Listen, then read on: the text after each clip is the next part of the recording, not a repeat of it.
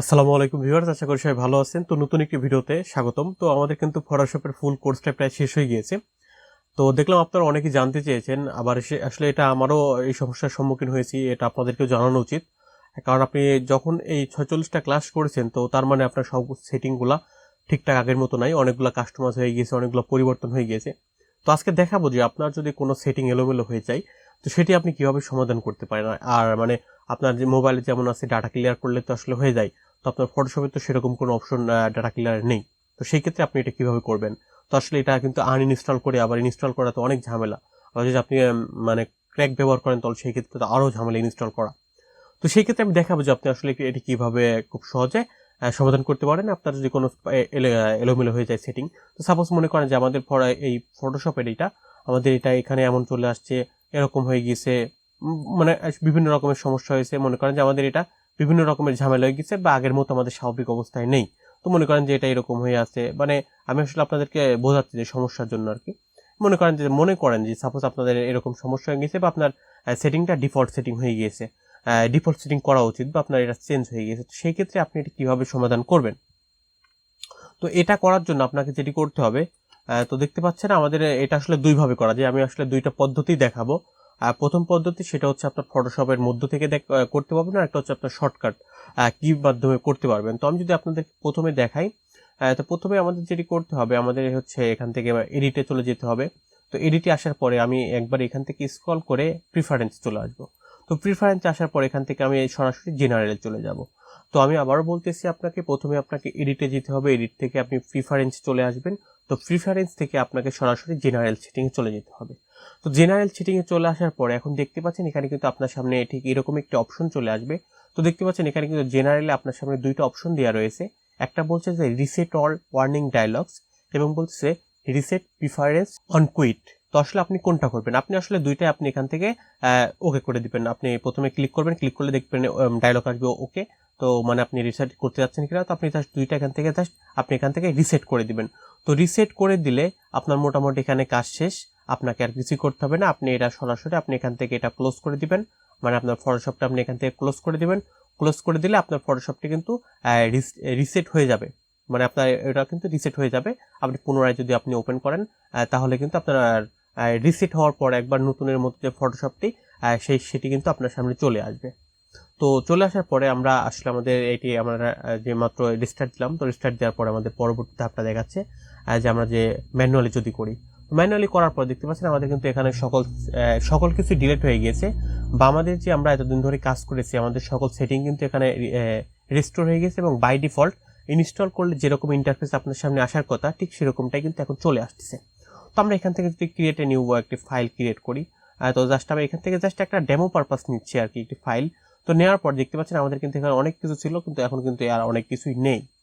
তো দেখতে পাচ্ছেন এভাবে কিন্তু আপনি এখান থেকে এইটা আপনি কাস্টমাইজ করতে পারবেন।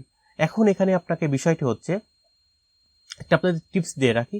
দেখতে পাচ্ছেন যে এখানে আপনার এই যে সার্চ বার বা আপনার এখানে যে এক্সপোর্টের এখানে যে আপনার অপশন রয়েছে সুটস এ ওয়ার্কপ্লেস, তো এখানে যদি আপনি ক্লিক করেন, তো দেখতে পাচ্ছেন আমি দিলাম যে এসেনশিয়াল। ঠিক আছে, এসেনশিয়াল মানে বাই ডিফল্ট নর্মাল এসেনশিয়াল দিয়ে কাজ করতে হয়। তো আপনি যদি পেইন্টিং এর কাজ করেন, তাহলে এখান থেকে পেইন্টিং সিলেক্ট করে দিলে মানে পেইন্টিং এর কাজ করতে যে ধরনের টুলস লাগে বা টুলস প্রয়োজন হয় সেটা কিন্তু আপনার পাশে সেগুলো দিয়ে দিয়েছে। দেখতে পাচ্ছেন যে আমাদের পাশে কিন্তু সেটা দিয়ে দিয়েছে যে এই টুলসগুলো মানে আপনার কাজটাকে অনেক স্মুথ করতে বা অনেক দ্রুত ফাস্ট করতে আপনার পাশে কিন্তু এই টুলসগুলো দিয়ে দিয়েছে। তো সাপোজ আপনি যদি আবার পুনরায় এখান থেকে ফটোগ্রাফি দেন, তো ফটোগ্রাফির কাজ করতে যে ধরনের টুলস প্রয়োজন হয় সেটা কিন্তু আপনার পাশে ঠিক দিয়ে দিয়েছে। সেগুলো আপনি এখান থেকে খুব ইজিলি করতে পারবেন। যেমন সাপোজ আমি যদি আপনার দেখাই, এখানে দেখতে পাচ্ছেন প্রপার্টিস, ক্যানভাস ইত্যাদি বা বিভিন্ন রকমের আপনার এখান থেকে যে প্রয়োজনীয় টুলসগুলো সেখানে দিয়ে দিয়েছে। তো তারপর দেখতে পাচ্ছেন যেখানে কিন্তু আপনি যদি গ্রাফিক্স অ্যান্ড ওয়েবের কাজ করেন, তাহলে যেগুলো লাগবে সেগুলো ঠিক এখানে দিয়ে দিয়েছে। তারপর দেখতে পাচ্ছেন যে আপনার এখানে কিন্তু মানে এখানে কিন্তু আপনার অসংখ্য রকমের অপশন রয়েছে, যেটা আপনার ভালো লাগে সেটা কিন্তু আপনি এখান থেকে নিয়ে নেবেন। তো আমি 3D দিলে এখান থেকে আপনার 3D করতে যেগুলো কাজ লাগবে সেগুলো ঠিক এখানে আপনার সামনে দেখাবে। তো আপনি আসলে যদি নর্মাল কাজ করেন, তাহলে এসেনশিয়াল দিয়ে রাখলে এটা হচ্ছে সব থেকে বেস্ট পার্ট।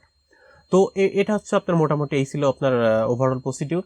তো যদি এখন আপনি কিবোর্ড শর্টকাটের মাধ্যমে আপনার রিসেট দিতে চান, তাহলে আপনাকে যেটি করতে হবে, আপনাকে এখানে অল্টার শিফট এবং আপনার হচ্ছে কন্ট্রোল অল্টার শিফট একসাথে প্রেস করে আপনাকে ফটোশপটি ওপেন করতে হবে। ফটোশপটি ওপেন হওয়ার সময় যদি জাস্ট 3টা প্রেস করেন তো আপনার সামনে ঠিক এরকম একটি অপশন চলে আসে, দেখতে পাচ্ছেন যে বলতেছে delete the Adobe Photoshop setting file. তো আপনি কি আসলে অ্যাডোবি ফটোশপের আপনার সেটিং ফাইলটি ডিলিট করতে চান?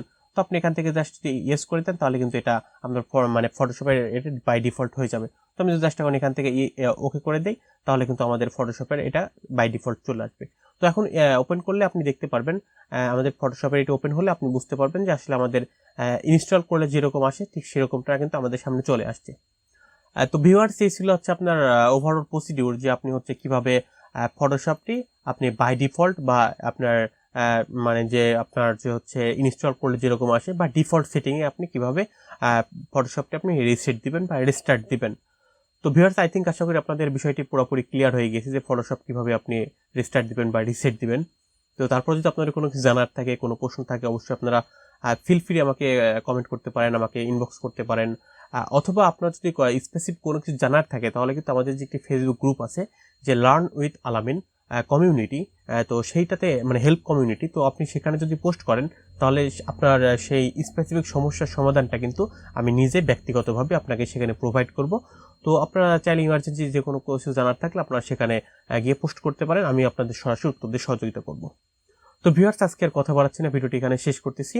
তো তারপর আপনাদের কোনো কিছু জানার থাকলে, যে কোনো টপিক যদি আপনাদের কোনো প্রশ্ন থাকে জানার থাকে বা পরবর্তী কোনো বিষয়ে ভিডিও আপলোড করলে আপনাদের সুবিধা হয়, তো সেটা অবশ্যই আপনারা কমেন্ট করে জানাতে পারেন। আর আপনাদের জন্য সুখবর, আমি এর পরবর্তী যে আপনার টিউটোরিয়াল পর্বটি হবে সেটা হচ্ছে অ্যাডোবি ইলাস্ট্রেটরের উপরে একটি আপনার ফুল কোর্স হবে, যেটা হচ্ছে আমার সব থেকে প্রিয় একটি টুলস আর কি। আমি অনেক পছন্দ করি ইলাস্ট্রেটরকে। তো আজকে এখানে শেষ করতেছি। আপনারা সবাই ভালো থাকবেন, সুস্থ থাকবেন, নিরাপদে থাকবেন সেই প্রত্যাশায়। আল্লাহ হাফেজ।